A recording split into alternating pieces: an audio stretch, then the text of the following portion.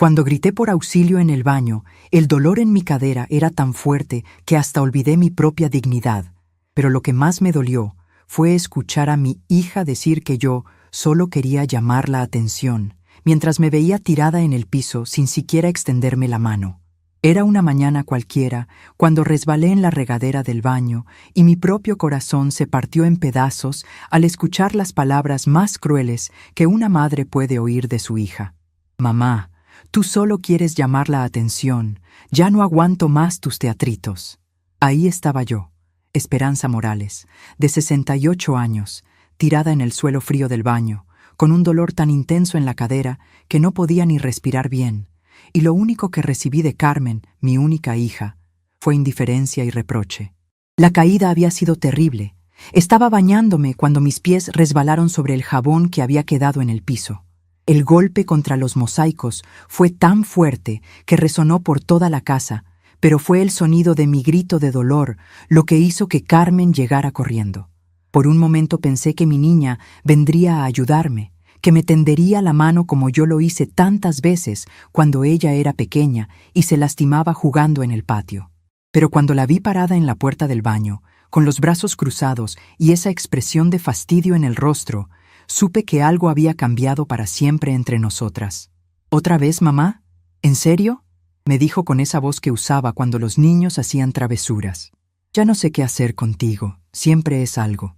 Traté de explicarle que realmente no podía levantarme, que el dolor en la cadera era diferente esta vez, más intenso, más profundo, pero ella solo suspiró como si yo fuera una carga pesada que tenía que llevar. «A ver, intenta pararte», me ordenó sin acercarse siquiera a ayudarme. Cuando traté de incorporarme, el dolor fue tan terrible que grité de nuevo, pero Carmen solo movió la cabeza con impaciencia. «Mamá, no seas exagerada, es solo un golpe normal». Sus palabras me dolieron más que la caída. Me quedé ahí, en el suelo frío, sintiendo cómo las lágrimas se mezclaban con las gotas de agua que aún escurrían de mi cabello. Carmen se dio la vuelta y se fue, dejándome completamente sola con mi dolor y mi humillación. Fue hasta 20 minutos después, cuando Rodolfo llegó del trabajo y me encontró todavía en el baño, que finalmente alguien me ayudó a levantarme.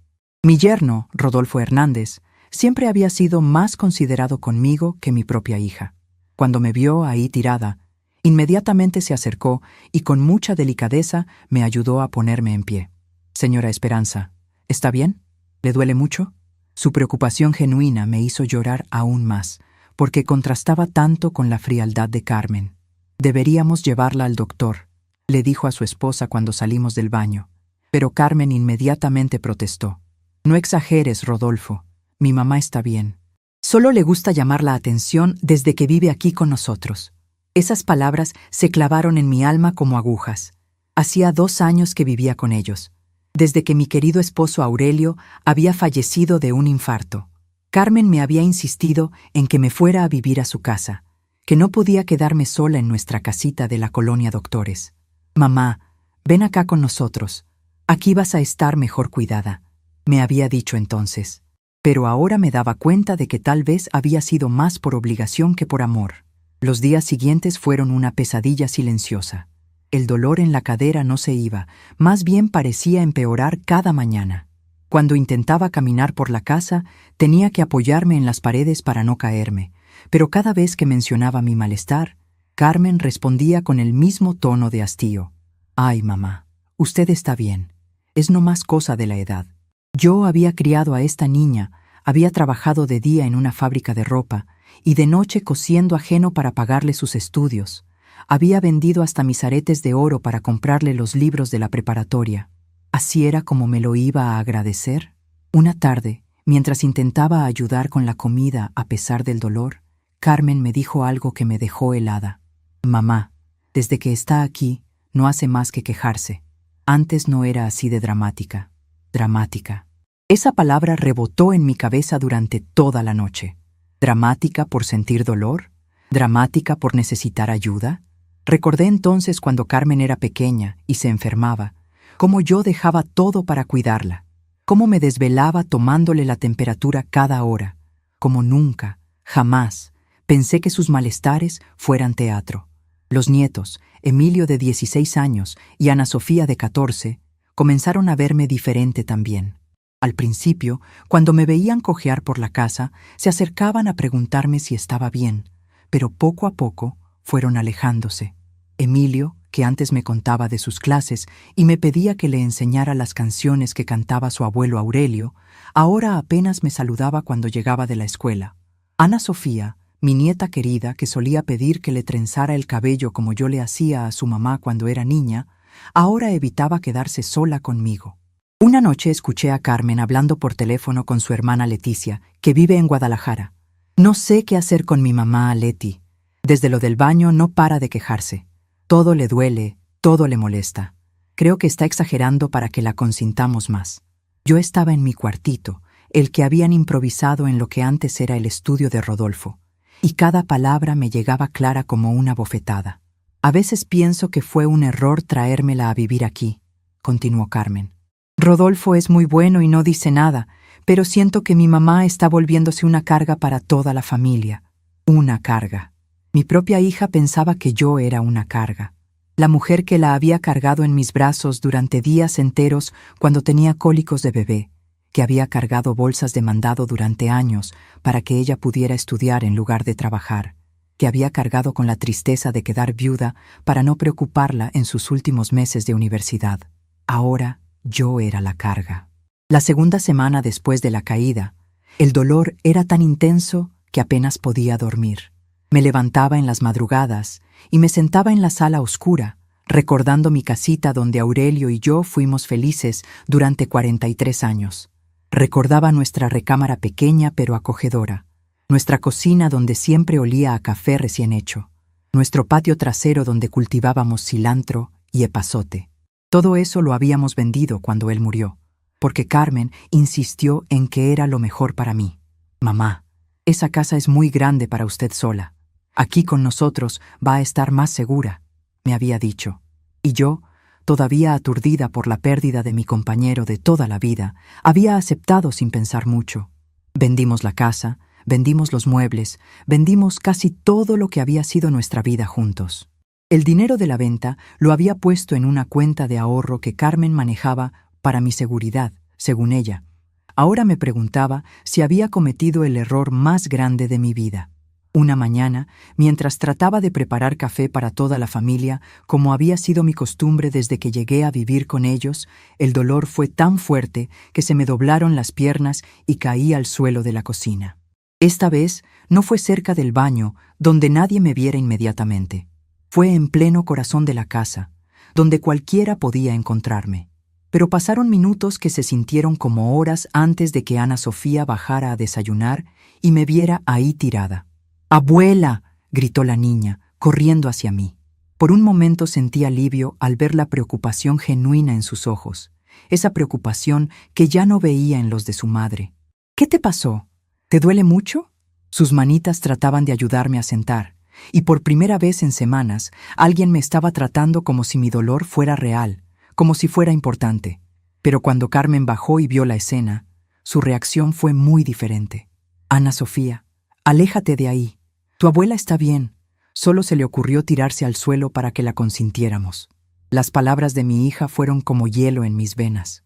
Mi propia nieta me miró confundida, sin saber a quién creerle, si a sus propios ojos que veían a una abuela sufrir, o a su mamá que decía que todo era mentira. Pero mami, la abuela se ve muy mal, insistió Ana Sofía con esa inocencia que solo tienen los niños. Carmen la tomó del brazo y la alejó de mí. No te metas en esto, Ana. Ve a desayunar. Tu abuela ya se va a levantar solita cuando se le quite la maña de andar dramatizando. Rodolfo llegó en ese momento y al verme en el suelo, inmediatamente se acercó a ayudarme. Carmen, tu mamá se ve muy mal. Deberíamos llevarla al hospital. Pero mi hija se interpuso entre él y yo. Rodolfo, por favor no la consientas. Mi mamá está perfectamente bien. Solo que desde chiquita le gustaba hacer estos teatros cuando quería algo. Teatro, drama, maña. Esas palabras se habían vuelto el vocabulario que Carmen usaba para describir mi dolor.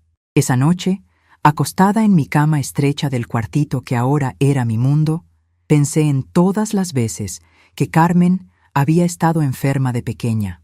Recordé aquella vez que se cayó de la bicicleta y se raspó toda la rodilla. Yo había limpiado sus lágrimas, había curado su herida con tanto cuidado, había inventado cuentos para distraerla del dolor. Nunca se me ocurrió pensar que estaba exagerando. Nunca dudé que su llanto fuera real. ¿Qué había pasado con mi niña? ¿Cuándo había aprendido a ser tan fría? Los recuerdos me llevaron a cuando Carmen tenía 6 años y se enfermó de sarampión. Fueron 2 semanas en las que apenas dormí, vigilando su fiebre, dándole sus medicinas, cantándole canciones para que se sintiera mejor. Aurelio me decía que descansara, que él podía cuidarla por las noches, pero yo no podía dejarlo solo con esa responsabilidad. Era mi bebé, mi única hija, y haría cualquier cosa para que se sintiera mejor. Ahora esa misma niña pensaba que mi dolor era puro teatro. La 3ª semana después de la caída, sucedió algo que cambiaría todo para siempre. Era domingo por la mañana, y yo trataba de caminar hasta la cocina para prepararles el desayuno, cuando el dolor se volvió tan intenso que perdí el conocimiento. Me desplomé junto al refrigerador, golpeándome la cabeza contra el suelo de mosaico. El sonido del golpe despertó a toda la casa. Rodolfo fue el primero en llegar y me encontró inconsciente. «Carmen, ven rápido, tu mamá está muy mal». Cuando recuperé el conocimiento, estaba rodeada de caras preocupadas. Rodolfo, Emilio, Ana Sofía, todos menos Carmen, que seguía en su recámara. «Tenemos que llevarla al hospital», decía mi yerno con urgencia, pero desde el pasillo escuché la voz de mi hija. Es otra de sus dramatizaciones. Déjenla un rato y ya se va a parar. Pero esta vez fue diferente. Esta vez hasta los niños se dieron cuenta de que algo estaba muy mal conmigo. Emilio, mi nieto mayor, se enfrentó por primera vez a su mamá. «Mamá, la abuela se ve muy enferma. No está fingiendo». Ana Sofía lloraba viendo mi cara pálida y sudorosa. «Abuela, ¿me escuchas? Abuela, por favor, no te mueras». Fueron las lágrimas de mis nietos lo que finalmente convenció a Carmen de que tal vez, solo tal vez, mi dolor era real. Pero incluso, cuando Rodolfo me cargó hasta el coche para llevarme al hospital, escuché que le decía a una vecina: «Mi mamá siempre ha sido muy dramática, pero los niños se pusieron histéricos, así que mejor la llevo al doctor para que vean que no tiene nada». En el hospital, después de varias radiografías y estudios, el doctor Martínez, un hombre mayor con cara bondadosa, llamó a Carmen a su consultorio. Yo estaba en la camilla de urgencias cuando los vi hablar a través del vidrio. Primero vi cómo Carmen gesticulaba explicándole al doctor que yo era propensa a la exageración. Luego vi cómo la expresión del doctor se volvía seria. Después vi cómo mi hija se ponía pálida mientras él le mostraba las radiografías. Cuando salieron del consultorio, Carmen caminaba diferente, como si cargara un peso nuevo en los hombros. Se acercó a mi camilla con los ojos brillosos, pero no de tristeza, sino de algo que parecía miedo. «Mamá», me dijo con voz temblorosa, «el doctor dice que tiene una fractura en la cadera, una fractura seria que necesita operación». El doctor Martínez se acercó y me explicó con paciencia que la fractura era complicada, que había estado empeorando durante las 3 semanas que llevaba sin tratamiento, que la operación era urgente para evitar complicaciones mayores. «Señora Esperanza», me dijo tomando mi mano, «¿por qué no vino antes? Este tipo de lesión no debe ignorarse nunca». Miré a Carmen esperando que explicara, que pidiera disculpas, que reconociera su error, pero ella solo bajó la vista y murmuró algo sobre que yo nunca me había quejado de algo tan serio antes. El doctor me miró a los ojos con esa sabiduría que dan los años de experiencia y creo que entendió sin necesidad de palabras lo que había pasado. «Vamos a operarla mañana temprano, señora. Va a estar bien». Esa noche en el hospital, acostada en una cama blanca y limpia, con enfermeras que me trataban con respeto y cariño, pensé en cómo había llegado a este punto. Carmen vino a visitarme por la noche, pero su cara no mostraba arrepentimiento, sino molestia por los gastos del hospital. «Espero que el seguro cubra todo esto», fue lo primero que me dijo. «No, perdóname, mamá. No me equivoqué. No, siento mucho haberte hecho sufrir. Solo preocupación por el dinero». Fue entonces, en esa cama de hospital, viendo el techo blanco y escuchando los sonidos de los aparatos médicos, que algo dentro de mí cambió para siempre. No era solo mi cadera lo que se había roto durante estas 3 semanas. Era la ilusión de que todavía tenía una hija que me amaba, y aunque el doctor había dicho que mi cadera podía curarse con la operación, sabía que había otras heridas que nunca sanarían. La enfermera de la noche, una mujer joven llamada Guadalupe, se acercó a mi cama para revisar mis signos vitales. Cuando vio que tenía los ojos abiertos, me sonrió con genuina calidez. ¿No puede dormir, señora Esperanza? ¿Le duele mucho? Su pregunta simple me hizo llorar, porque hacía semanas que alguien me preguntaba sobre mi dolor como si realmente le importara la respuesta. Enfermera, le dije entre lágrimas, ¿usted cree que una madre puede dejar de amar a su hija? Ella me acomodó las almohadas con ternura y se sentó un momento en la silla junto a mi cama. Señora, el amor de una madre nunca se acaba, pero a veces una tiene que aprender a amarse a sí misma también. Sus palabras se quedaron conmigo toda la noche, rebotando en mi mente como ecos de una verdad que apenas comenzaba a entender. Antes de que terminara su turno, la enfermera Guadalupe se acercó una vez más y discretamente me deslizó una tarjeta en la mano. Señora Esperanza, si alguna vez necesita ayuda, orientación sobre sus derechos, llame a este número. Es un abogado que se especializa en ayudar a personas de la tercera edad. Miré la tarjeta. Dr. Francisco Ramírez, Derechos del Adulto Mayor. En ese momento no sabía que esa pequeña tarjeta iba a cambiar mi vida para siempre. La operación fue exitosa, pero mi recuperación iba a ser larga. Durante los 5 días que estuve hospitalizada, Carmen venía a visitarme, pero siempre con prisa, siempre checando su teléfono, siempre quejándose del dinero que se estaba gastando. Mamá, la cuenta del hospital ya va en más de 50,000 pesos. Espero que entienda que esto nos está afectando mucho económicamente, me dijo el penúltimo día. Cuando finalmente me dieron de alta y regresé a la casa, me instalaron en el mismo cuartito del fondo, pero ahora con la excusa de que sería más tranquilo para mi recuperación. Sabía que la verdadera razón era alejarme de las visitas, que no vieran a la madre enferma, que no preguntaran sobre mi estado. Carmen había inventado una historia para los vecinos, que yo había tenido una caída menor y que ya estaba mucho mejor. Los primeros días en casa fueron de una soledad que nunca había experimentado. Rodolfo trabajaba todo el día. Los niños estaban en la escuela y Carmen encontraba 1000 excusas para salir. Yo me quedaba sola con mis pensamientos, con mis dolores y con esa tarjeta que guardaba escondida en mi buró. Una tarde, cuando no aguanté más la soledad y el silencio, marqué el número del doctor Francisco Ramírez. Su secretaria me dio una cita para la siguiente semana, y por primera vez en mucho tiempo sentí una pequeña chispa de esperanza. No sabía exactamente qué esperaba de esa consulta, pero sabía que tenía que hacer algo. No podía seguir viviendo como una sombra en la casa de mi propia hija, no podía seguir siendo tratada como si fuera una molestia, una carga, un problema que había que soportar. Esa noche, mientras escuchaba las risas de la familia en la sala y yo permanecía encerrada en mi cuarto, tomé una decisión que marcaría el resto de mi vida. Ya no iba a ser la Esperanza que aguantaba todo en silencio, que aceptaba cualquier trato con tal de no molestar. Iba a convertirme en la Esperanza que mi nombre prometía, alguien que no perdería la esperanza de encontrar una vida mejor, una vida donde fuera respetada, querida, valorada. Al día siguiente comenzó una nueva etapa en mi historia, una etapa donde aprendería que nunca es demasiado tarde para defenderse, para exigir respeto, para reclamar la dignidad que toda persona merece, sin importar la edad. Carmen no lo sabía aún, pero su madre ya no era la misma mujer que había llegado a vivir con ellos 2 años atrás. Esa mujer se había quedado tirada en el suelo del baño el día de la caída. La que se estaba levantando de esa cama de hospital era alguien completamente nueva.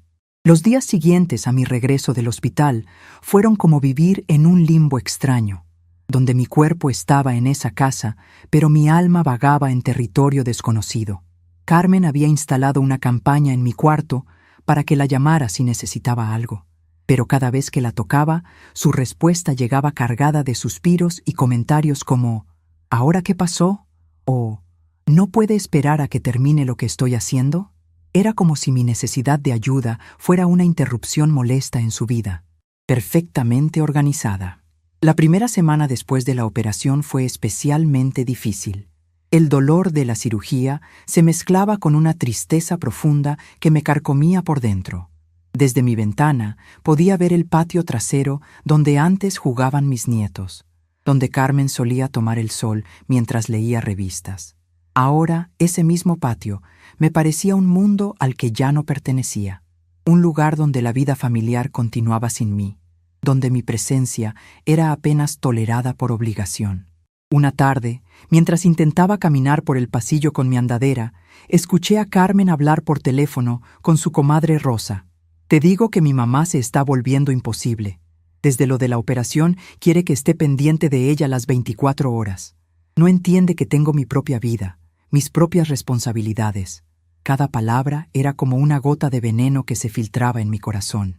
Me quedé ahí parada, aferrada a mi andadera, sintiendo cómo las lágrimas rodaban por mis mejillas. Rosa, a veces pienso que mi mamá exagera el dolor a propósito para que la consintamos más. El doctor dijo que la operación había salido bien, que en un mes estaría como nueva, pero ella sigue actuando como si fuera una inválida total. Esas palabras me destrozaron completamente. ¿Cómo podía mi propia hija, la niña que había criado con tanto amor, pensar que yo fingía mi dolor? ¿Cómo podía creer que una madre inventaría sufrimiento solo para recibir atención? Me escondí en mi cuarto y cerré la puerta con cuidado para que no me escucharan llorar. Ahí, sentada en mi cama estrecha, comencé a recordar tiempos mejores, tiempos cuando Carmen era mi mundo entero y yo era el suyo. Recordé cuando tenía 5 años y se enfermó de varicela. Durante 2 semanas no se despegó de mí. Quería que le leyera cuentos, que le pusiera compresas frías en las ronchitas, que durmiera junto a ella para espantar los malos sueños. Mami, cuando sea grande voy a cuidarte igual que tú me cuidas, me había dicho una noche, mientras yo le aplicaba loción de calamina en las ampollas. Vamos a vivir juntas para siempre, y yo te voy a hacer sopita cuando estés enferma. Sus palabritas de niña habían sido mi tesoro más preciado. La promesa que me daba fuerzas para trabajar doble turno en la fábrica, para coser hasta altas horas cuando necesitábamos dinero extra. Recordé también cuando Carmen tenía 8 años y se cayó del columpio en la escuela. La maestra me llamó porque se había lastimado el brazo y no paraba de llorar. Cuando llegué corriendo a recogerla, mi niña se abrazó a mí como si yo fuera su única salvación. «Mami, me duele mucho», sollozaba contra mi pecho. Jamás se me ocurrió dudar de su dolor. Jamás pensé que estuviera exagerando para llamar la atención. La llevé inmediatamente al doctor. Le compré un helado para consolarla. Me quedé despierta toda la noche vigilando que no se moviera mucho el brazo. ¿Dónde había quedado esa niña que confiaba en mí completamente? ¿Dónde estaba la Carmen que me veía como su heroína, como la persona que podía arreglar cualquier problema con un beso y un abrazo? La mujer que ahora vivía en esta casa era una extraña que usaba el rostro de mi hija, pero que tenía el corazón de hielo hacia mí. Los recuerdos siguieron llegando como oleadas imparables. Recordé cuando Carmen tenía 12 años y tuvo su primera menstruación. Estaba tan asustada y confundida que llegó llorando del baño, pensando que se iba a morir. Yo la senté en mi cama. Le expliqué con paciencia lo que estaba pasando. Le preparé una bolsa de agua caliente para el dolor. Le compré chocolate porque había leído que ayudaba con los cólicos. «Gracias, mami. Eres la mejor mamá del mundo», me había dicho esa noche. Ahora esa misma niña que había dependido tanto de mi amor y cuidado, pensaba que yo era una carga molesta. La ironía me parecía tan cruel que casi me daba risa. Durante 30 años había sido la solución a todos sus problemas. Y ahora que necesitaba su ayuda por primera vez en mi vida, me había convertido en su problema más grande. Una noche, aproximadamente 2 semanas después de la operación, Rodolfo tocó la puerta de mi cuarto. Era tarde y todos ya estaban durmiendo, así que me extrañó su visita. «Señora Esperanza, ¿puedo pasar? Quiero platicar con usted». Su voz sonaba diferente, más suave, casi tímida. Le dije que pasara y se sentó en la única silla del cuarto, frente a mi cama. «Señora, quiero pedirle disculpas por lo que pasó antes de llevarla al hospital». Comenzó con la cabeza baja. «Yo sabía que usted estaba sufriendo de verdad, pero no quise contradecir a Carmen. Fue cobardía de mi parte». Sus palabras me sorprendieron tanto que no supe qué responder. Durante todos estos años, Rodolfo siempre había sido amable conmigo, pero nunca había mostrado este nivel de honestidad. Carmen está muy estresada últimamente, continuó. El trabajo la tiene muy presionada, y creo que a veces descarga su frustración con usted sin darse cuenta. No es excusa, pero quiero que sepa que yo sí me di cuenta de que su dolor era real. Me quedé callada, procesando sus palabras. Era la primera persona en semanas que reconocía mi sufrimiento, que validaba mi experiencia. Rodolfo, gracias por decirme esto. Finalmente logré hablar, pero me duele más el corazón que la cadera. No entiendo qué pasó con mi hija. Antes éramos tan unidas y ahora siento que soy una extraña para ella. Rodolfo suspiró profundamente y por un momento vi en sus ojos algo parecido a la tristeza. Señora Esperanza, a veces las personas cambian cuando sienten mucha presión. Carmen lleva muchos años siendo la proveedora principal de la casa, cuidando a los niños, preocupándose por las cuentas. Cuando usted llegó a vivir aquí, creo que sintió que era una responsabilidad más que no podía manejar. Sus palabras tenían lógica, pero no aliviaban el dolor en mi corazón. Pero yo traté de ayudar todo lo que pude, le dije. Cuidaba a los niños cuando ella trabajaba, hacía la comida, limpiaba la casa. Nunca quise ser una carga. Rodolfo asintió con comprensión. Lo sé, señora. Usted siempre ha sido una gran ayuda, pero creo que Carmen no ve las cosas de esa manera en este momento. Esa conversación con Rodolfo me dio una perspectiva diferente, pero también me hizo darme cuenta de algo importante. No importaba cuáles fueran las razones de Carmen para tratarme como lo hacía. El resultado era el mismo. Yo estaba sufriendo. Me sentía rechazada y no querida en la casa de mi propia hija. Y ninguna explicación psicológica iba a cambiar esa realidad. Los días siguieron pasando con la misma rutina monótona. Me levantaba temprano, desayunaba sola en la cocina porque Carmen ya se había ido al trabajo, pasaba las mañanas viendo televisión en mi cuarto, almorzaba lo que encontraba en el refrigerador y esperaba a que llegaran los nietos de la escuela para tener algo de compañía. Pero incluso Emilio y Ana Sofía parecían distantes conmigo. Una tarde, Ana Sofía entró a mi cuarto con cara de preocupación. «Abuela, ¿puedo preguntarte algo?» Su voz sonaba pequeña, como cuando era más niña y tenía miedo de meterse en problemas. «Claro, mi amor, pregúntame lo que quieras», le respondí, feliz de tener una conversación real con alguien después de días de silencio. «Mi mamá dice que tú exageras cuando te duele algo. Dice que las abuelitas a veces hacen eso para que las consientan más. ¿Es cierto?» La pregunta de mi nieta me partió el corazón en 1000 pedazos. Era tan inocente, tan directa, tan honesta. Vi en sus ojos que realmente quería entender, que estaba confundida por las cosas que escuchaba en casa. «Ana Sofía», le dije tomando sus manitas entre las mías, «cuando tu abuela dice que le duele algo, es porque realmente le duele. Nunca fingiría estar enferma para llamar la atención. ¿Tú has visto a tu abuela fingir cuando se lastima?» Ella negó con la cabeza. «Entonces, ¿por qué crees que empezaría a fingir ahora?» Mi nieta se quedó pensando un momento, y luego me abrazó fuerte. «Te creo, abuela. Yo sé que no mientes». Su abrazo fue como un rayo de sol en medio de la tormenta. Al menos una personita en esta casa todavía confiaba en mí. Todavía me veía como la abuela que siempre había sido. Pero esa misma noche, escuché a Carmen regañando a Ana Sofía en su cuarto. «Te dije que no le hicieras caso a tu abuela cuando se queje. Solo quiere que sintamos lástima por ella». Las palabras llegaron claras hasta mi cuarto, y sentí cómo mi corazón se hacía pedazos una vez más. Carmen estaba enseñando a mis nietos a desconfiar de mí, a ver mi dolor como manipulación. La tercera semana después de la operación, mientras Carmen estaba en el trabajo y los niños en la escuela, decidí que era hora de hacer esa llamada que había estado posponiendo. Saqué la tarjeta del doctor Francisco Ramírez que la enfermera Guadalupe me había dado, y con manos temblorosas marqué el número. «Buenos días, oficina del doctor Ramírez», contestó una voz amable. «Mi nombre es Esperanza Morales», dije con voz temblorosa. «Me dieron su tarjeta en el hospital y me dijeron que usted ayuda a personas de mi edad con problemas familiares.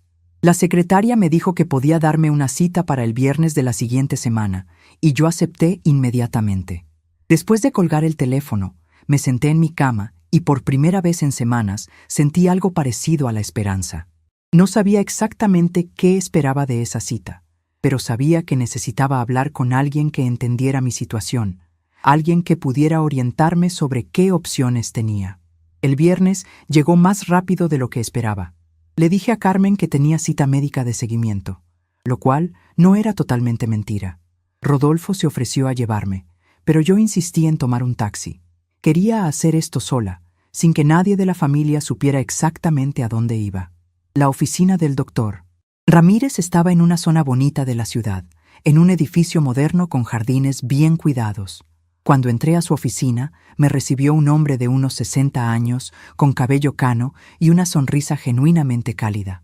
Señora Esperanza, qué gusto conocerla. Siéntese, por favor, y cuénteme cómo puedo ayudarla. Durante la siguiente hora, le conté todo.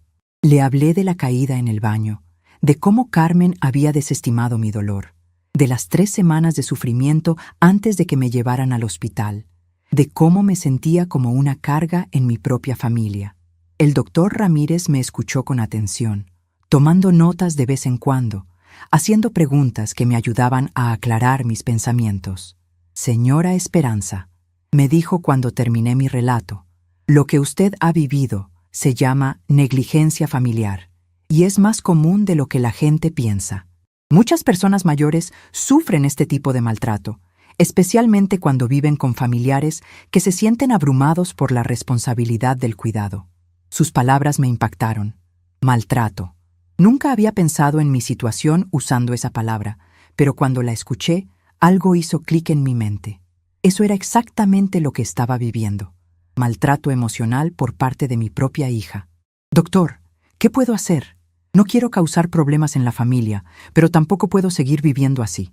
Mi voz se quebró al hacer esa pregunta, porque admitir en voz alta que necesitaba ayuda era reconocer que mi relación con Carmen había llegado a un punto sin retorno. Señora, usted tiene derechos y también tiene opciones. Primero, hablemos de sus recursos financieros. ¿Tiene usted algún dinero propio, alguna propiedad, algún ingreso? Cuando le expliqué sobre el dinero de la venta de mi casa que estaba en una cuenta que Carmen manejaba, y sobre la pensión de Aurelio que llegaba cada mes, el doctor Ramírez asintió con comprensión. Muy bien. Lo primero que vamos a hacer es asegurar que usted tenga control total sobre sus propios recursos.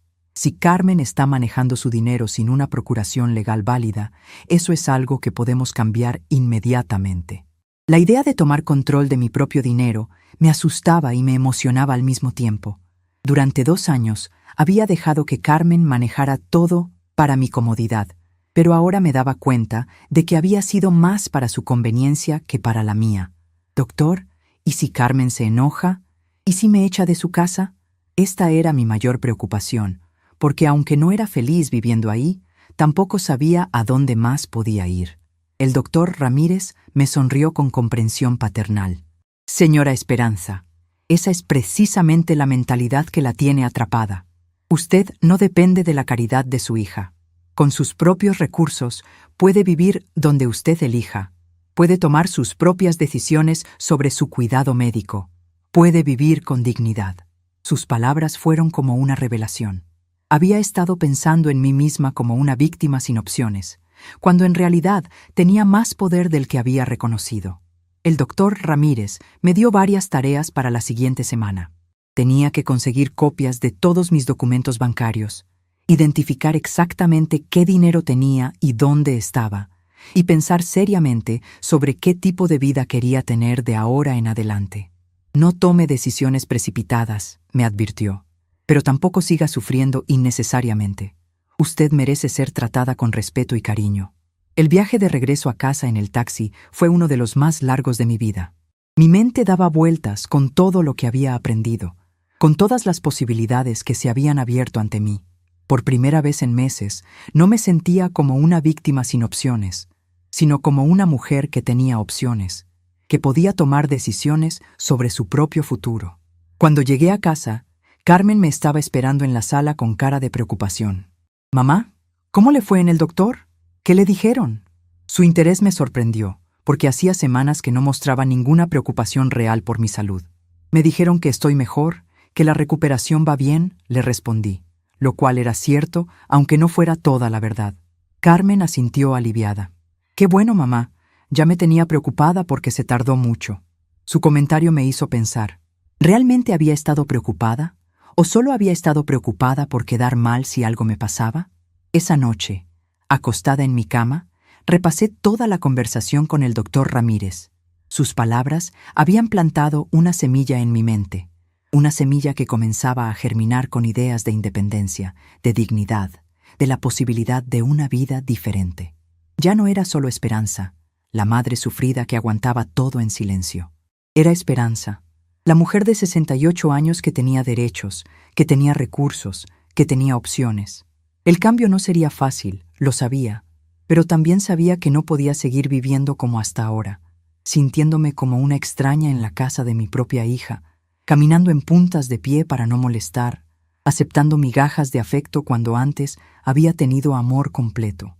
Mi historia estaba a punto de cambiar, y por primera vez en mucho tiempo yo iba a ser la autora de mi propio destino. Los siguientes días los pasé observando todo con ojos diferentes. Veía cómo Carmen interactuaba conmigo, cómo los niños me trataban, cómo Rodolfo me miraba con esa lástima incómoda que ya conocía tan bien. Pero ahora, en lugar de solo sentir dolor por esa situación, también sentía algo nuevo, una determinación creciente de cambiar las cosas. Era como si hubiera despertado de un sueño largo y triste, y finalmente estuviera viendo la realidad con claridad. Esta no era mi casa, esta no era mi familia, en el verdadero sentido de la palabra, y yo no tenía que conformarme con ser tolerada cuando podía buscar un lugar donde fuera querida y respetada. La transformación había comenzado, silenciosa pero imparable, como un río que encuentra su curso después de estar represado por mucho tiempo. Y Carmen, ocupada en su rutina diaria, no tenía idea de que la madre que había dado por sentada estaba a punto de convertirse en la mujer que tomaría control de su propia vida. Durante la semana que siguió a mi primera consulta con el doctor Francisco Ramírez, algo fundamental cambió dentro de mí. Ya no era solo una mujer mayor que sufría en silencio. Me había convertido en alguien con un plan, con opciones, con la determinación de recuperar el control sobre mi propia vida. Cada día que pasaba, me sentía menos como víctima y más como la arquitecta de mi propio destino.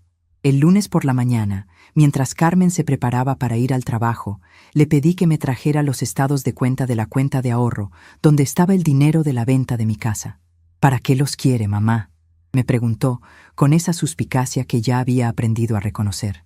Quiero revisar mis finanzas, ver cuánto tengo ahorrado, le respondí con la voz más calmada que pude. Mamá, usted no se preocupe por eso. Yo manejo todo muy bien. Ese dinero está seguro y produce intereses. Su respuesta me confirmó lo que el doctor Ramírez había sospechado. Carmen estaba controlando mi dinero sin mi participación real en las decisiones. Carmen, es mi dinero y quiero ver los estados de cuenta. Insistí con una firmeza que me sorprendió incluso a mí misma. Carmen me miró como si fuera la primera vez que me veía. Estaba acostumbrada a que yo aceptara sus decisiones sin cuestionarlas, a que confiara ciegamente en su criterio. Está bien, mamá. Esta noche le traigo los papeles, me dijo finalmente, pero su tono había cambiado. Por primera vez, parecía darse cuenta de que algo era diferente en mí. Esa tarde, mientras estaba sola en casa, llamé al banco donde Aurelio y yo habíamos tenido nuestra cuenta durante años. Expliqué mi situación al ejecutivo de cuentas. Le dije que necesitaba información sobre mi dinero y mis derechos como titular. Señora Morales, para proteger su privacidad, necesitamos que venga personalmente a la sucursal con su identificación, me explicó. Acordé ir al día siguiente. Cuando Carmen llegó esa noche, traía una carpeta con papeles bancarios. Se sentó conmigo en la mesa de la cocina y comenzó a explicarme los números como si fuera una niña pequeña que no entendía de dinero. Mira, mamá, aquí tienes 320,000 pesos en la cuenta de ahorro. Está ganando el 4% anual de intereses. Es una muy buena inversión. Mientras ella hablaba, yo examinaba los papeles cuidadosamente. Mi nombre estaba en la cuenta, pero Carmen aparecía como cotitular con poder para hacer movimientos. No recordaba haber firmado esos documentos, y cuando se lo mencioné, ella me dijo, «Claro que los firmaste, mamá. Cuando te viniste a vivir aquí, fuimos juntas al banco para arreglar todo. ¿No te acuerdas?» La verdad era que no me acordaba de haber firmado nada que le diera tanto control a Carmen sobre mi dinero. Después de la muerte de Aurelio, había estado tan aturdida, tan perdida en mi dolor, que posiblemente había firmado cosas sin entender completamente las implicaciones. Pero ahora, con la cabeza más clara, me daba cuenta de que había cometido un error que tenía que corregir. Al día siguiente, tomé un taxi hasta la sucursal bancaria. Cuando le expliqué mi situación al gerente, un hombre joven llamado Lick, Alberto Jiménez, él revisó mi cuenta y me confirmó lo que había sospechado. Señora Morales, efectivamente su hija tiene poderes muy amplios sobre esta cuenta. Puede hacer retiros, transferencias, inversiones, prácticamente cualquier movimiento bancario. ¿Y si yo quiero cambiar eso?, le pregunté directamente. El Lick Jiménez me explicó que como titular principal de la cuenta, yo tenía derecho a modificar los términos, a remover cotitulares, a transferir fondos a cuentas nuevas. ¿Qué me recomienda que haga?, le pregunté, sintiendo por primera vez en mucho tiempo que alguien me estaba tratando como una adulta capaz de tomar decisiones financieras. Señora, si usted quiere tener control exclusivo sobre su dinero, lo más sencillo es abrir una cuenta nueva solo a su nombre y transferir los fondos. De esa manera, usted será la única persona autorizada para hacer movimientos. Sus palabras fueron música para mis oídos. Podía tomar control de mi propio dinero, podía asegurar mi independencia financiera. ¿Cuánto tiempo tomaría hacer esa transferencia?, pregunté. Si usted decide hacerlo hoy, podemos completar el proceso en 1 hora. Solo necesita firmar algunos documentos y decidir qué tipo de cuenta quiere abrir. La rapidez con la que se podía solucionar mi problema me sorprendió gratamente. Pero entonces me asaltó una duda terrible. ¿Carmen se va a dar cuenta inmediatamente de que movimos el dinero? El gerente asintió. Sí, señora. Cuando ella trate de accesar la cuenta, verá que el saldo está en 0. Recibirá una notificación del banco sobre la transferencia. Eso me hizo pausar. Una vez que hiciera ese movimiento, no habría vuelta atrás. Carmen sabría inmediatamente que había tomado control de mi dinero y su reacción sería impredecible. ¿Estaría furiosa? ¿Trataría de echarme de la casa? ¿Me acusaría de ser malagradecida después de todo lo que había hecho por mí? Pensé en las palabras del doctor Ramírez. Usted no depende de la caridad de su hija. Tenía razón. Con mi propio dinero, con mi pensión mensual, podía vivir independientemente. No tenía por qué seguir aceptando un trato que me hacía sentir pequeña e insignificante. Lick Jiménez, quiero abrir la nueva cuenta y transferir todo mi dinero, le dije con una determinación que me sorprendió. Pero también quiero explorar opciones de inversión que me den un ingreso mensual mejor. El gerente me sonrió con aprobación y comenzamos el proceso inmediatamente. Durante la siguiente hora, abrí una cuenta nueva, transferí todos mis ahorros e incluso contraté un plan de inversión que me daría ingresos mensuales más altos que los que había estado recibiendo. Cuando salí del banco, tenía en mi bolsa una tarjeta de débito nueva, un talonario de cheques y por primera vez en 2 años, control total sobre mi propio dinero. En el taxi de regreso a casa, mi corazón latía tan fuerte que pensé que se me iba a salir del pecho. Acababa de tomar la decisión más importante de mi vida en mucho tiempo, y no había vuelta atrás. Esa tarde, Carmen recibiría la notificación del banco y tendría que enfrentar las consecuencias de mis acciones. Pero antes de eso, tenía otra cita importante. El doctor Ramírez me había dado el contacto de una trabajadora social especializada en opciones de vivienda para adultos mayores. Su nombre era Lick, Patricia Vázquez, y había acordado verme esa misma tarde para mostrarme algunas alternativas de lugares donde podría vivir. La oficina de la Lick Vázquez estaba en un centro comunitario cerca del hospital donde me habían operado. Cuando llegué, me recibió una mujer de unos 40 años, con una sonrisa genuina y una energía que inmediatamente me hizo sentir cómoda. Señora Esperanza, el doctor Ramírez me contó un poco sobre su situación. Estoy aquí para ayudarla a encontrar el lugar perfecto para esta nueva etapa de su vida. Me mostró folletos de varias residencias para adultos mayores independientes, apartamentos amueblados, casas pequeñas en comunidades diseñadas para personas de mi edad. Lo importante, me explicó, es encontrar un lugar donde usted se sienta segura, cómoda y, sobre todo, donde sea respetada y valorada. Una de las opciones que me llamó más la atención era un complejo llamado Jardines de la Esperanza. El nombre me pareció una señal del destino. Era una comunidad de apartamentos pequeños pero completos, con jardines comunitarios, un centro social donde organizaban actividades, servicio médico disponible las 24 horas y, lo más importante, total independencia para los residentes. ¿Puedo visitarlo?, le pregunté, sintiendo una emoción que no había experimentado en mucho tiempo. Por supuesto, señora. De hecho, tengo tiempo ahora mismo si gusta que vayamos. La perspectiva de ver mi posible nuevo hogar me llenó de una anticipación casi infantil. El viaje a Jardines de la Esperanza fue como un viaje hacia mi futuro. Cuando llegamos, quedé impactada por la belleza del lugar. Era un complejo de edificios bajos, rodeados de jardines perfectamente cuidados, con senderos para caminar, bancas bajo los árboles y un ambiente de tranquilidad que contrastaba dramáticamente con la tensión constante que había estado viviendo en casa de Carmen. La administradora, una señora mayor llamada doña Graciela, nos recibió como si fuéramos familia. Señora Esperanza, qué gusto conocerla. Venga, le voy a enseñar uno de nuestros apartamentos disponibles. Mientras caminábamos por los jardines, me contó sobre la comunidad. Había 80 residentes, la mayoría entre 60 y 80 años. Todos independientes, pero con la seguridad de tener ayuda disponible si la necesitaban. El apartamento que me mostró era perfecto para mí. Tenía una sala pequeña pero acogedora, una recámara con baño privado, una cocineta completa y, lo más hermoso, una ventana grande que daba al jardín principal donde había rosales, bugambilias y un pequeño huerto donde los residentes cultivaban verduras. Este apartamento se acaba de desocupar, me explicó doña Graciela. La señora que vivía aquí se mudó con su nieta a Monterrey, pero nos dijo que había sido muy feliz los 5 años que vivió aquí. Mientras ella hablaba, yo me imaginaba despertándome cada mañana en esa cama junto a la ventana, desayunando en esa mesita mientras veía los jardines, teniendo mi propio espacio donde nadie me hiciera sentir que estorbaba. ¿Cuánto cuesta vivir aquí?, pregunté, aunque ya había decidido en mi corazón que este iba a ser mi nuevo hogar.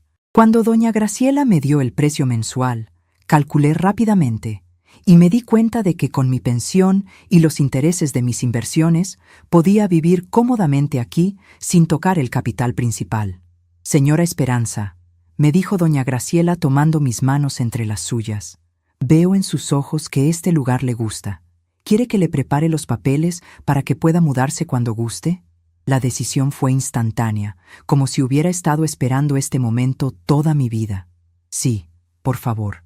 Quiero mudarme lo más pronto posible, le respondí sin dudarlo. Doña Graciela me sonrió con calidez maternal. Perfecto. Podemos tener todo listo para el próximo lunes si usted gusta. Solo necesitamos que traiga algunos documentos y el depósito de garantía. Mientras regresaba a casa de Carmen esa tarde, mi mente trabajaba a toda velocidad planificando mi nueva vida. Tenía que decidir qué me llevaría, cómo les diría a Carmen y Rodolfo sobre mi decisión, qué haría con mis pocos muebles y pertenencias personales. Pero más que nada, tenía que prepararme mentalmente para la confrontación que sabía que se avecinaba. Cuando llegué a casa, Carmen ya estaba ahí. Su cara me dijo inmediatamente que había recibido la llamada del banco. Estaba sentada en la sala con una expresión que nunca le había visto, una mezcla de shock, confusión e ira contenida. «Mamá», me dijo con una voz extrañamente controlada, «el banco me llamó. Dijeron que usted transfirió todo su dinero a una cuenta nueva. ¿Es cierto?». Su pregunta colgó en el aire entre nosotras como una bomba a punto de explotar.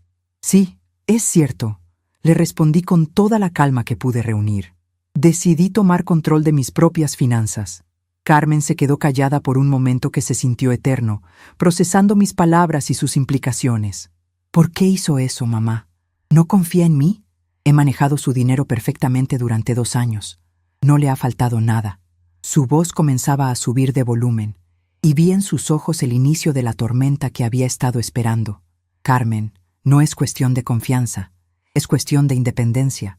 Ese es mi dinero, y tengo derecho a manejarlo yo misma». Mis palabras salieron más firmes de lo que había esperado, como si el simple acto de tomar control de mis finanzas hubiera fortalecido también mi voz. «Independencia». Carmen se levantó del sillón bruscamente. ¿Independencia para qué?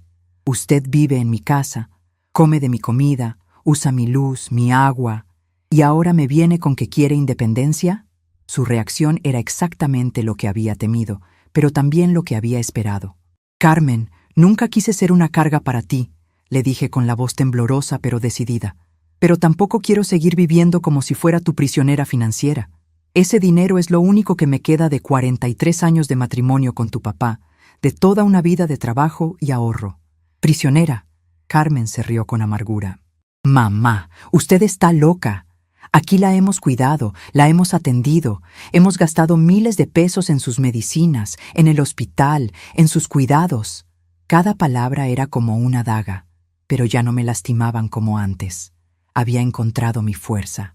¿Cuidado?, le pregunté, sintiendo por primera vez en mucho tiempo que tenía el poder en esta conversación.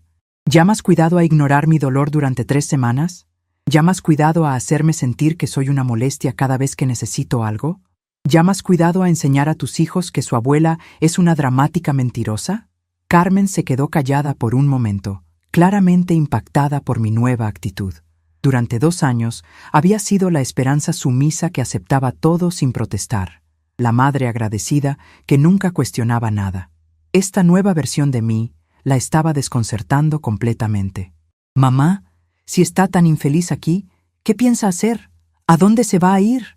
Su pregunta tenía un tono desafiante, como si pensara que yo no tenía opciones reales, que eventualmente tendría que regresar suplicando perdón.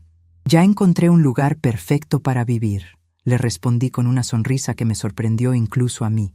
Un lugar donde seré respetada, donde mi edad será vista como sabiduría y no como una carga, donde podré vivir con dignidad. Carmen me miró como si hubiera perdido la razón. ¿De qué lugar está hablando? ¿Quién le está llenando la cabeza de ideas locas? Su pregunta reveló exactamente lo que había sospechado. Carmen no podía concebir que yo fuera capaz de tomar decisiones independientes, que alguien no le hubiera llenado la cabeza para que actuara así. Nadie me está llenando la cabeza de nada, Carmen. Simplemente me cansé de ser tratada como si fuera invisible, como si mis sentimientos no importaran, como si mi único propósito fuera no causar problemas. Cada palabra salía de mi corazón con una honestidad brutal. En ese momento llegó Rodolfo del trabajo y inmediatamente sintió la tensión en el ambiente. ¿Qué pasa? ¿Por qué están gritando? Carmen se volvió hacia él con desesperación.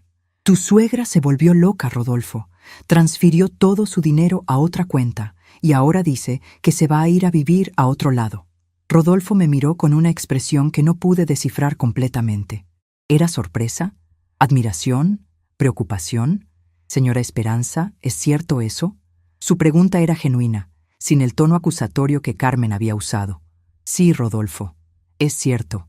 Encontré un lugar hermoso donde puedo vivir independientemente, con personas de mi edad, con actividades, con jardines. Mientras le describía Jardines de la Esperanza, vi en sus ojos algo que me dio esperanza, comprensión. ¿Y cuándo se va?, preguntó suavemente. El próximo lunes, respondí. Ya firmé todos los papeles.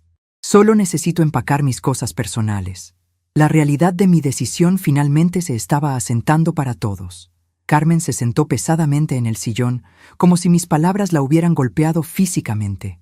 No puedo creer que esté haciendo esto, mamá. Después de todo lo que hemos hecho por usted. Sus palabras ya no tenían poder sobre mí, porque había encontrado mi propia fuerza, mi propia voz, mi propia dignidad. Carmen, le dije acercándome a ella y hablando con toda la suavidad que pude. Esto no es un castigo hacia ti, es simplemente una decisión de vivir el resto de mi vida con dignidad. Tú tienes tu propia familia, tus propias responsabilidades, tu propia vida. Yo también tengo derecho a tener la mía. Esa noche, mientras empacaba mis pertenencias más queridas, sentí una mezcla de tristeza y liberación que nunca había experimentado. Tristeza por el final definitivo de una etapa, por la confirmación de que mi relación con Carmen había cambiado irreversiblemente, pero también una liberación inmensa, como si finalmente hubiera dejado de cargar un peso que había estado aplastando mi espíritu. Los siguientes días pasaron en una actividad frenética de preparativos. Contraté una empresa pequeña de mudanzas para mis pocas pertenencias, cerré algunas cuentas, cambié mi dirección en varios lugares y, más importante que todo, me preparé mentalmente para comenzar una nueva vida a los 68 años. Carmen alternaba entre intentos de hacerme cambiar de opinión y periodos de silencio resentido. Rodolfo, por el contrario, se mostró sorprendentemente solidario. «Señora Esperanza», me dijo una noche, «creo que está haciendo lo correcto. Usted merece ser feliz». Cuando finalmente llegó el lunes y la camioneta de mudanzas se estacionó frente a la casa, supe que no había vuelta atrás. Había tomado la decisión más valiente de mi vida y estaba a punto de descubrir si la vejez podía ser el inicio de algo hermoso en lugar del final de todo lo bueno. Carmen no salió a despedirse. Solo Rodolfo y los niños estuvieron ahí cuando subí al taxi que me llevaría a mi nueva vida. «Abuela», me dijo Ana Sofía con lágrimas en los ojos, «¿vas a estar bien?». Le sonreí con toda la seguridad que sentía en mi corazón. «Voy a estar mejor que bien, mi amor. Voy a ser feliz». Mientras el taxi se alejaba de esa casa donde había vivido 2 años, pero donde nunca me había sentido en casa, miré por la ventana trasera por última vez. Carmen estaba parada en la ventana de la sala, viendo partir a la madre que había dado todo por ella, pero que finalmente había aprendido a darse algo a sí misma: libertad, dignidad y la oportunidad de escribir un nuevo capítulo en la historia de su vida. La transformación estaba completa. Ya no era Esperanza, la madre sufrida. Era Esperanza, la mujer libre. El taxi se detuvo frente a los jardines más hermosos que había visto en años, y cuando bajé, respiré aire que me supo a libertad pura. Doña Graciela me estaba esperando en la entrada principal de Jardines de la Esperanza, con esa sonrisa maternal que me había conquistado desde la primera visita. «Señora Esperanza, bienvenida a su nuevo hogar», me dijo abrazándome como si fuera una hija que regresa después de un largo viaje. Los primeros días en mi nuevo apartamento fueron como despertar de un sueño largo y confuso. Cada mañana abría los ojos y por un momento me sorprendía estar en mi propia cama, en mi propio espacio, sin tener que preocuparme por molestar a nadie, sin tener que caminar de puntitas para no despertar suspiros de fastidio. La luz que entraba por mi ventana iluminaba directamente los rosales del jardín, y el sonido de los pájaros era mi nueva alarma natural. Mi rutina matutina se convirtió en un ritual de redescubrimiento personal. Me levantaba sin prisa, preparaba mi café en mi propia cocineta y me sentaba junto a la ventana para planear mi día. No había voces impacientes preguntándome si ya me había levantado. No había suspiros cuando tardaba un poco más en el baño. No había comentarios sobre cuánto café estaba tomando o si estaba haciendo ruido. La primera semana fue de pura adaptación y algo de soledad inevitable. Echaba de menos algunas cosas de la vida familiar: las risas de los nietos, el ruido de la casa llena de gente, incluso algunas conversaciones con Rodolfo que siempre había valorado. Pero no echaba de menos la tensión constante, la sensación de caminar sobre cáscaras de huevo, el miedo permanente de ser vista como una carga molesta. Doña Graciela se encargó personalmente de presentarme con otros residentes. «Esperanza, quiero que conozcas a doña Mercedes», me dijo una tarde, introduciéndome a una señora de 72 años con ojos brillantes y una sonrisa contagiosa.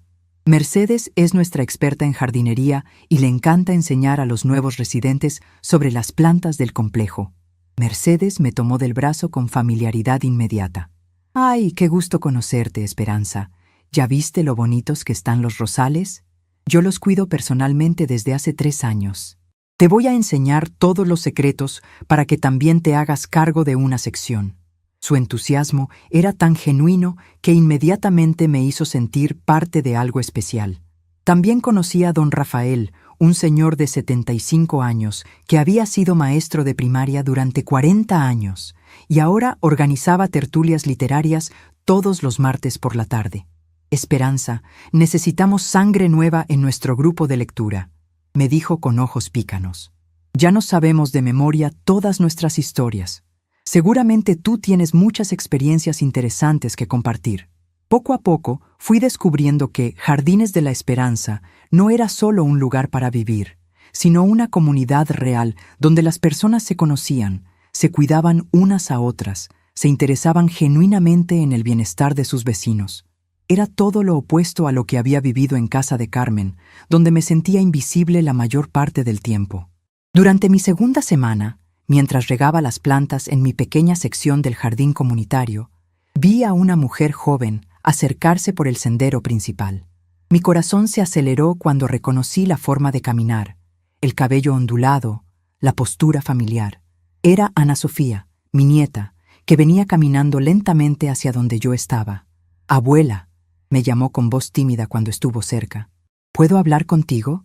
Su presencia me llenó de una alegría inmensa, pero también de una preocupación maternal. «Claro, mi amor, ven acá», le respondí abriendo mis brazos para recibirla. Se acercó y me abrazó con esa fuerza que solo tienen los adolescentes cuando realmente necesitan consuelo. «¿Cómo llegaste hasta aquí?», le pregunté, sorprendida de verla sola. «¿Tu mamá sabe que viniste?».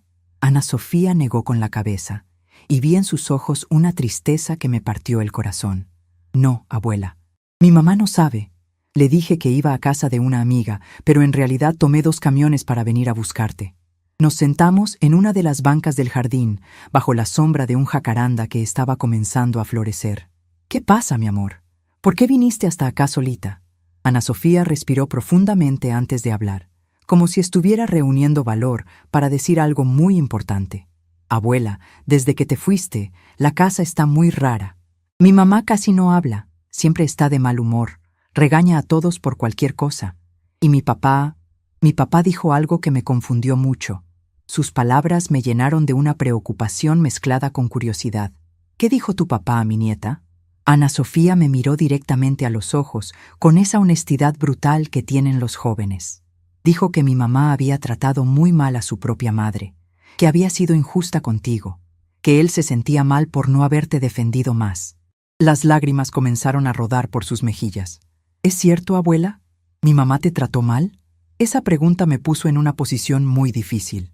Por un lado, quería ser honesta con mi nieta, que claramente estaba buscando entender una situación familiar compleja. Por otro lado, no quería dañar su relación con su madre hablando mal de Carmen. Decidí responder con la mayor sabiduría que pude reunir. «Ana Sofía, tu mamá es una buena persona que estaba pasando por momentos muy difíciles. A veces, cuando las personas están muy estresadas, tratan mal a otros sin darse cuenta. No creo que tu mamá quisiera lastimarme, pero sí me lastimó».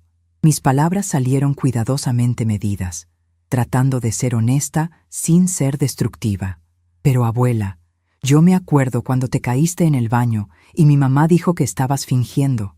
Yo sabía que no era cierto. Podía ver en tu cara que realmente te dolía mucho». Ana Sofía tenía razón, y su memoria clara de esos eventos me confirmó que había sido una testiga silenciosa del maltrato que había recibido. «Mi amor, lo importante no es juzgar a tu mamá, sino aprender de lo que pasó.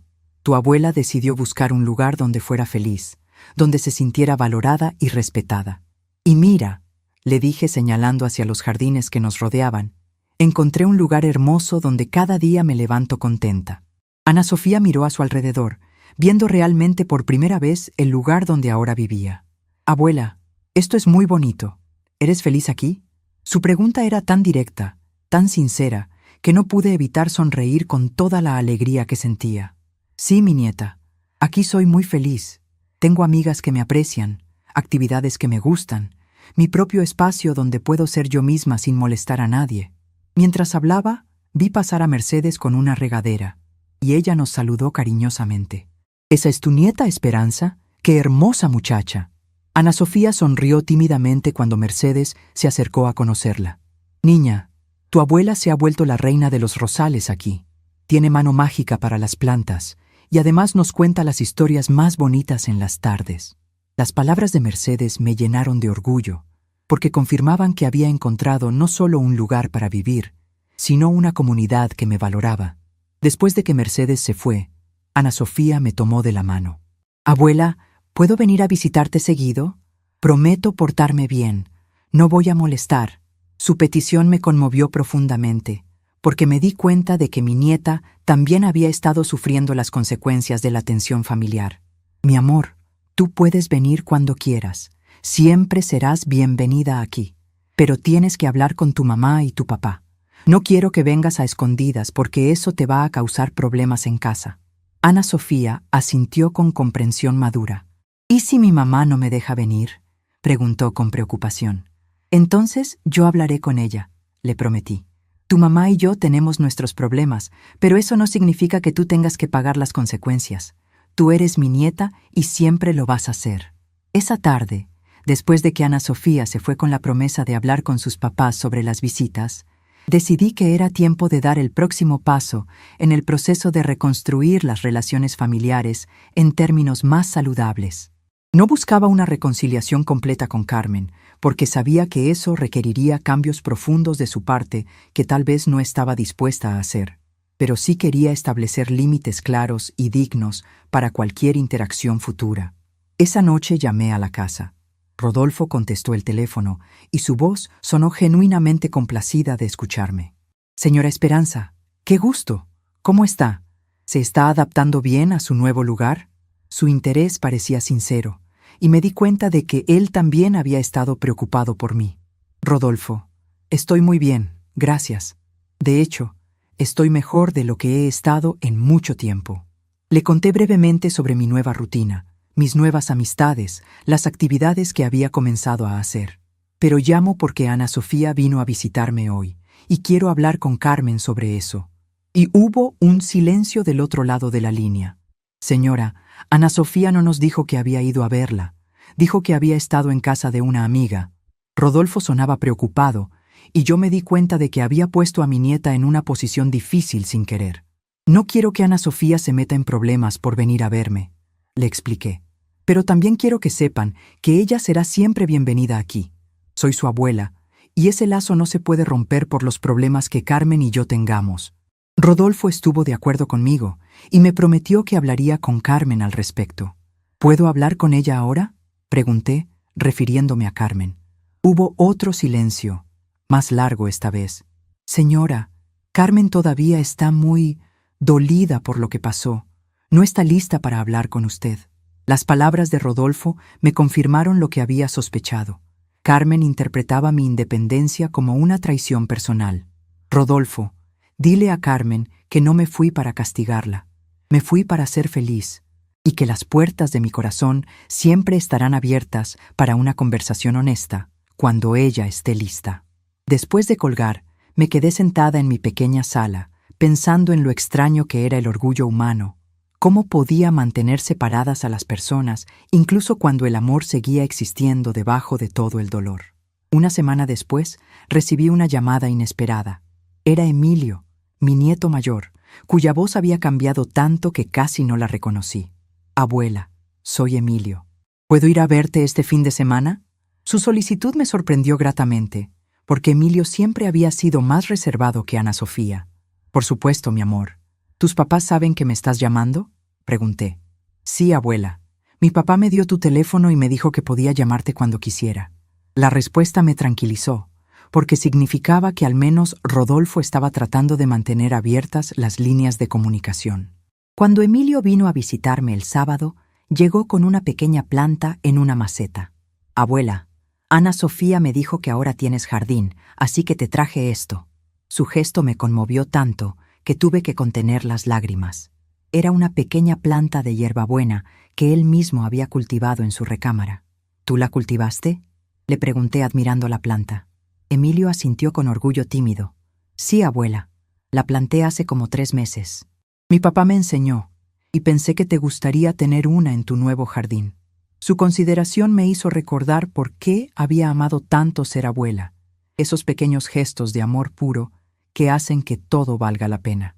Emilio pasó toda la tarde conmigo, conociendo el lugar, ayudándome a plantar su hierbabuena en mi sección del jardín, conociendo a algunos de mis nuevos amigos. Don Rafael se encariñó inmediatamente con él cuando supo que le gustaba leer. Joven, deberías venir a nuestras tertulias. Necesitamos perspectivas jóvenes en nuestros debates literarios. Esa tarde, mientras Emilio y yo caminábamos por los senderos del complejo, me hizo la pregunta que había estado esperando. Abuela, ¿por qué te fuiste de la casa? ¿No nos querías ya? Su pregunta era tan inocente, tan llena de la confusión natural de un adolescente que no entendía completamente las complejidades de las relaciones familiares. Emilio, Yo los quiero más que a mi propia vida. Me fui porque necesitaba encontrar un lugar donde pudiera ser feliz, donde no sintiera que estorbaba todo el tiempo. Le expliqué de la manera más simple posible, sin entrar en detalles que podrían lastimarlo. A veces las personas mayores necesitan espacios donde se sientan útiles y valoradas. ¿Pero no te sentías valorada en casa? Su pregunta fue como una flecha directa al corazón de toda la situación. No quería mentirle, pero tampoco quería dañar su relación con su madre. Emilio, tu mamá estaba pasando por momentos muy difíciles y a veces eso hace que las personas no actúen de la mejor manera. No es que sea mala persona, simplemente estaba muy estresada. Mi explicación pareció satisfacerlo, al menos parcialmente. Cuando se fue esa tarde, me abrazó muy fuerte y me prometió que vendría a visitarme seguido. Abuela, me da mucho gusto que seas feliz aquí. Se te ve diferente, como más contenta. Sus palabras confirmaron lo que yo misma había estado sintiendo, que había recuperado una versión de mí misma que había perdido durante los últimos años. Las semanas siguientes establecieron un patrón nuevo pero satisfactorio. Los nietos me visitaban alternativamente los fines de semana, a veces juntos, a veces por separado. Rodolfo los traía y los recogía, y siempre se quedaba un rato para platicar conmigo. Gradualmente, estas visitas se volvieron algo normal, aceptado por toda la familia, excepto por Carmen, quien seguía sin dirigirme la palabra. Un mes después de mi mudanza, doña Graciela me invitó a participar en el comité organizador de eventos del complejo. Esperanza, tienes una energía muy bonita y las otras señoras te han tomado mucho cariño. ¿Te gustaría ayudarnos a planear las actividades mensuales? Su invitación me hizo sentir verdaderamente integrada a mi nueva comunidad. Mi primera contribución fue organizar una tarde de intercambio de historias donde cada residente podía compartir una anécdota importante de su vida. La respuesta fue tan positiva que decidimos hacerlo una tradición mensual. Esperanza, tienes don para hacer que las personas se sientan importantes, me dijo don Rafael después del primer evento. Durante esa época también comencé a tomar clases de pintura en acuarela que ofrecían en el centro comunitario. Nunca había tenido tiempo para dedicarme a actividades artísticas y descubrí que tenía cierta habilidad natural para capturar los colores del jardín en papel. Mis primeras obras fueron torpes, pero cada semana mejoraba, y el proceso de crear algo hermoso con mis propias manos me llenaba de una satisfacción que no había experimentado en años. 3 meses después de mi mudanza, recibí una llamada que cambiaría todo nuevamente. Era Rodolfo, pero su voz sonaba diferente, más seria, casi urgente. Señora Esperanza, necesito hablar con usted. ¿Puedo ir a verla mañana? Su tono me preocupó inmediatamente. Por supuesto, Rodolfo. ¿Está todo bien? ¿Los niños están bien? Mi mente inmediatamente se fue a lo peor. Los niños están bien, señora. Es sobre Carmen. Su respuesta no me tranquilizó para nada. Cuando Rodolfo llegó al día siguiente, se veía cansado, como si no hubiera dormido bien en varios días.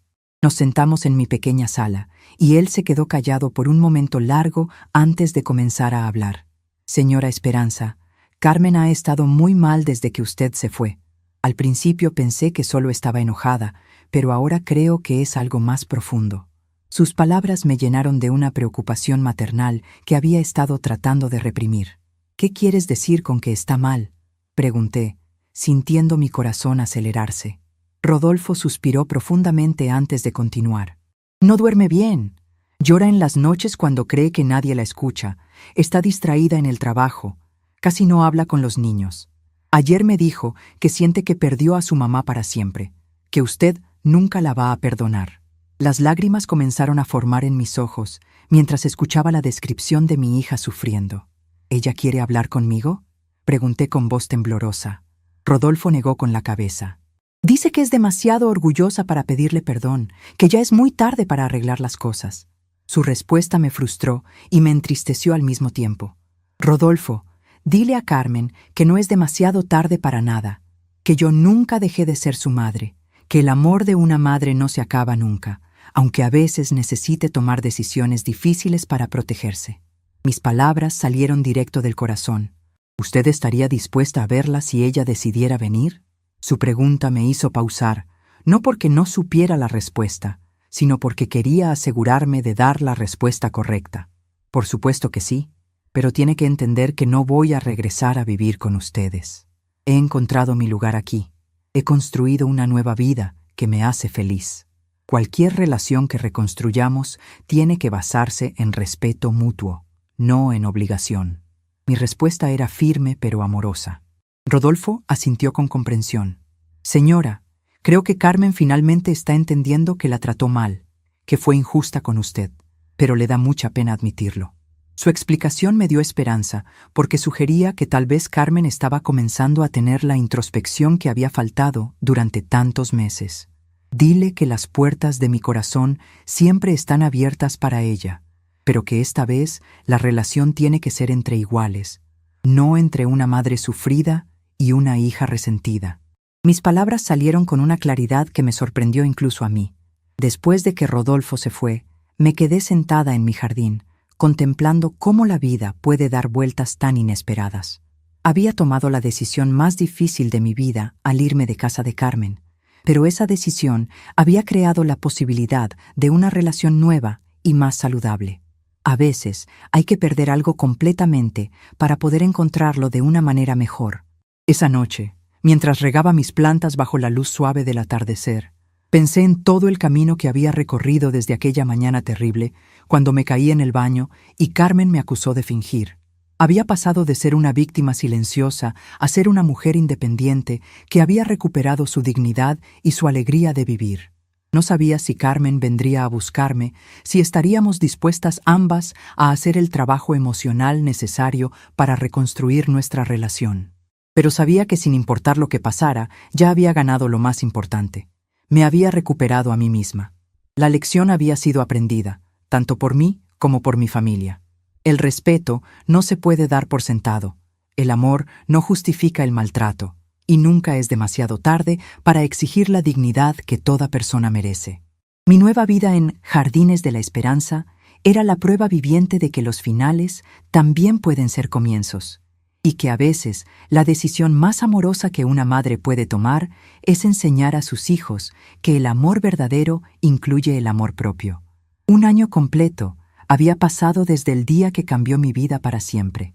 Estaba en mi jardín, regando mis violetas que ahora florecían con colores más vibrantes que nunca, cuando escuché pasos familiares en el sendero. Al levantar la vista, mi corazón se detuvo por un momento. Era Carmen, caminando lentamente hacia mí, con los ojos rojos y una expresión que nunca le había visto. «Mamá», dijo con voz quebrada, deteniéndose a unos pasos de distancia. ¿Puedo hablar contigo?» Por primera vez en más de un año, escuché humildad genuina en su voz, esa vulnerabilidad que había conocido cuando era niña y me necesitaba. Me sequé las manos en el delantal y la miré directamente. «Por supuesto, Carmen, siéntate». Señalé la banca bajo el jacaranda donde tantas veces había reflexionado sobre nuestra relación rota. Carmen se sentó con cuidado, como si temiera que yo fuera a cambiar de opinión. «Mamá, he venido a pedirte perdón. Fui terrible contigo. Te traté como si fueras una carga cuando tú habías sacrificado toda tu vida por mí». Las lágrimas comenzaron a rodar por sus mejillas. «Carmen», le dije suavemente, «he esperado este momento durante meses, pero ya no lo necesito para ser feliz. Aprendí a perdonarte sin que me pidieras perdón». Mis palabras la sorprendieron. Pude verlo en sus ojos. «¿Me perdonas entonces?», preguntó con la esperanza temblorosa de una niña pequeña. «Te perdoné hace mucho tiempo, pero eso no significa que las cosas puedan volver a ser como antes». Carmen asintió con comprensión madura. «Lo sé, mamá. No vengo a pedirte que regreses. Vengo a pedirte que me dejes ser tu hija otra vez, pero de una manera nueva, mejor». Su petición me tocó el corazón profundamente. Pasamos la tarde conversando como no lo habíamos hecho en años. Carmen me contó sobre su proceso de reflexión, sobre cómo había entendido finalmente el daño que me había causado. Yo le conté sobre mi nueva vida, mis amistades, mis actividades, mi felicidad. Cuando el sol comenzó a ponerse, Carmen me abrazó con el amor genuino que había estado esperando encontrar. «Mamá, ¿puedo visitarte cada domingo?», me preguntó. «Me encantaría enseñarte mi jardín y presentarte a mis amigas». Esa noche, Después de que Carmen se fue con la promesa de regresar el siguiente domingo, me senté en mi ventana contemplando las estrellas. Había recorrido un camino doloroso pero necesario, desde la mujer que se quedó tirada en el suelo del baño hasta la mujer que ahora vivía con dignidad y paz. A veces, el silencio más poderoso es el que guardamos mientras construimos nuestra propia felicidad. Estamos curiosos para saber hasta dónde esta historia llegó. ¿De dónde está usted viendo? Comente abajo.